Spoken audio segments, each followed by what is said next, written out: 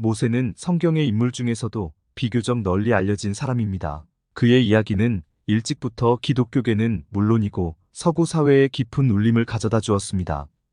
르네상스 시대 이탈리아의 조각가 미켈란젤로는 1505년 교황 율리오 2세의 요청에 따라 모세 조각상을 제작하였는데, 이 작품은 미켈란젤로의 3대 조각품 중 하나가 되었습니다. 또한 미국 문학의 아버지 마크 트웨인도 모세에게서 영감을 받아 소설 허클베리 핀의 모험의 주인공 허클베리 핀을 창조할 때 현대적인 모세의 이미지를 불어넣었다고 전해지고 있습니다.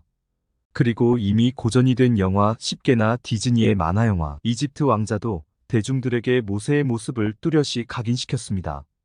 모세의 역사적인 등장 시기를 정확히는 알 수는 없지만 대략 이집트 람세스 2세 시대인 기원전 13세기경에 활동한 것으로 추정하고 있습니다. 모세가 출생할 당시에 이스라엘 백성은 애굽 왕 파라오의 통치하에서 노예 생활을 하고 있었고, 자신들을 억압과 고통에서 건져줄 자를 갈망하고 있었습니다. 모세는 레위 지파에 속한 아버지 아므람과 어머니 요게벳 사이에서 태어났습니다. 그런데 아기 모세는 이스라엘 사내아이가 태어나면 전부 학살하라는 파라오의 포고령 때문에 갈대 상자에 담겨 나일 강에 버려지는 운명이 될 수밖에 없었습니다. 그것은 파라오가 이스라엘인들의 인구 증가를 두려워하고 있었기 때문입니다. 그러나 하나님의 섭리로 모세를 발견한 파라오의 공주에 의해 궁궐에서 양육을 받으며 지냈고 애굽의 학문을 배우며 성장하였습니다. 그런 가운데 40세 되던 해의 모세의 인생은 경랑에 휩싸이게 됩니다. 우연히 동족인 이스라엘 사람이 애굽인에게 맞는 것을 보고 격분하여 그를 때려 죽인 게 탈로가 나서 광야로 도망치게 됩니다. 그곳에서 미디안 제사장 이드로의 딸 십보라를 아내로 맞이하였고 80세가 될 때까지 양을 치는 생활을 하였습니다. 그러던 그가 어느 날 호렙산에서 떨기나무 불꽃 가운데서 모세야, 모세야, 나는 내 조상의 하나님이니 아브라함의 하나님, 이삭의 하나님, 야곱의 하나님이니라. 하는 음성과 함께 민족 해방의 사명을 부여받게 됩니다. 이후 모세는 애굽에 가서 동포들을 구출하려고 하지만 애굽 왕 파라오가 완강히 거부함으로 하나님으로부터 10가지 재앙이 내리게 됩니다. 나일 강이 피로 변하는 재앙부터 시작하여 개구리와 이와 파리가 온 나라에 가득하고 전염병과 악성 종기가 창궐하고 우박과 메뚜기가 지면을 뒤덮고 흑암이 온 나라에 가득하고 집안의 장자가 죽는 재앙이 연쇄적으로 일어납니다. 이 10가지 재앙은 애굽인들이 믿고 의지하는 우상들의 거짓됨과 무력함을 드러내려는 하나님의 섭리에 따른 것입니다.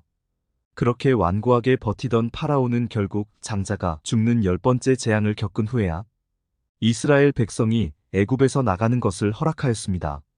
마침내 모세는 동포들을 이끌고 탈출하였고 하나님의 기적으로 홍해바다를 건너 광야로 들어갔습니다. 출애굽 사건에서 나타난 하나님의 주된 의도는 이스라엘 민족과 애굽과 모든 세계를 향하여 여호와야말로 온 세상을 통치하시는 전능하신 하나님이심을 보여주는 데 있습니다. 이스라엘 백성이 가나안 땅으로 가는 여정은 수많은 고통이 수반되었지만 하나님께서는 황량한 광야에서도 구름 기둥과 불 기둥으로 인도하여 주셨고 만나와 메추라기를 먹여주셨습니다. 모세는 시내 산에 도착한 후 40주야를 금식하며 하나님께 십계명을 받았으며 이스라엘 백성은 하나님과 계약을 맺음으로 율법이 모든 생활의 원칙이 되었습니다. 이 같은 모세의 헌신으로 인하여 이스라엘은 말씀의 민족이 된 것입니다. 그러나 가나안 땅 정탐 후 가데스 바네아에서 불신앙으로 범죄한 이스라엘 백성은 그 대가로 40년간을 광야에서 떠돌게 됩니다. 이후 끊임없이 반복되는 백성들의 원망은 급기야 모세로 하여금 분노를 참지 못하여 하나님의 영광을 가리는 죄를 짓게 합니다. 가데스에서 물을 얻는 문제로 다툼이 일어난 무리바물 사건은 모세가 가나안 땅에 들어가지 못하게 되는 원인이 됩니다. 모세는 하나님의 명령에 따라 자신의 후계자로 여호수아를 세웠고 죽기 전에 이스라엘 각 지파들을 향하여 예언적인 축복의 말을 남겼습니다. 모세는 비스가 산에 올라 약속의 땅 가나안을 내려다보았고 120세에 세상을 떠났습니다. 모세가 죽자 이스라엘 자손들은 30일간을 애곡하였으며 하나님께서는 이스라엘 백성을 여호수아의 지휘하에 약속의 땅 가나안에 들어가게 하셨습니다. 돌이켜보면 모세는 태어나면서부터 죽음에 이르기까지 하나님의 기묘한 섭리 가운데 고난의 삶을 살면서 충성된 청지기의 직분을 감당한 위대한 지도자였습니다. 그는 하나님께 율법을 받았고 창세기, 출애굽기, 레위기, 민수기, 신명기라는 5권의 성경을 기록하여 남겼습니다.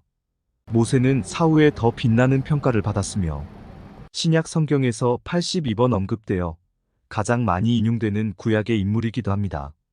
요즘 특히 흥미로운 것은 최근 이스라엘에서 많은 양의 석유와 가스가 발견되면서 모세가 신명기 33장에 남긴 축복의 내용이 새롭게 부각되고 있다는 점입니다. 모세는 스불론 지파와 이사갈 지파에게는 바다의 풍부한 것과 모래에 감추어진 보배를 흡수하리로다 하였는데 이것은 해양 천연가스와 셰일 오일을 지칭하는 것이며 아셀 지파에 대하여는 그의 발이 기름에 잠길지로다 하였는데 이것은 원유를 의미하는 것으로 해석되고 있습니다. 실제로 요즘 이스라엘에서 발견되는 석유와 가스층의 상당수가 스불론 지파, 이사갈 지파, 아셀 지파가 땅을 분배받은 지역과 일치되는 경향을 보이고 있습니다. 모세는 3000여 년 전의 인물이지만 그가 성경에 남긴 여러 행적은 오늘날에도 여전히 놀라움을 안겨주고 있습니다. 모세가 이스라엘을 애굽에서 탈출시키고 하나님의 백성이 되게 한 공적은 영원히 빛날 것입니다. 오늘의 이야기는 여기까지입니다. 도움이 되셨다면 구독과 좋아요를 눌러주시길 바랍니다. 앞으로도 좋은 내용으로 찾아뵙겠습니다. 감사합니다.